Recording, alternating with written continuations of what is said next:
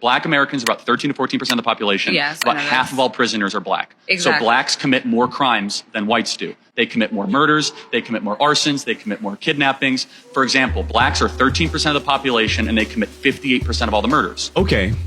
Let's talk about it. These are obviously racist claims, but I will respond to them as if Charlie Kirk were a reasonable person. Black Americans are about 13 to 14% of the population. Yes, about half of all prisoners are black. Wrong. Just 38% of America's prison population is black. That's according to the U.S. government. But it makes you wonder why Charlie feels the need to add an additional 12% to the black prison population. Could it be because his bigoted talking points only work if he exaggerates them? If Charlie were actually looking for the race that makes up half the prison population in the U.S., he'd look no further than white people at 57%. Exactly. So blacks commit more crimes than whites do. Wrong. The word "so" is doing a lot of heavy lifting in that sentence. So blacks commit more crimes. He's saying "so" as in therefore, as in one could conclude, but Charlie knows he's lying. Even if he hadn't just lied about the black prison population, Charlie is smart enough to know that correlation does not equal causation, but he's hoping that you don't know that. So he deploys the word "so" to make you think he's coming to an obvious conclusion. So blacks Instead, he's making an illogical, racist leap. Charlie knows that we don't have usable data about who commits crimes. It's impossible to have that data since so many crimes go both unreported and or unsolved. Charlie knows that we only have data about arrests and convictions. I'll come back to that data in a moment. What's painfully obvious is that Charlie Kirk isn't interested in understanding the statistics he so carelessly misquotes. He's interested in making bad faith arguments. Something that becomes even more obvious in his next point. blacks are 13% of the population and they commit 58% of all the murders. Wrong again, and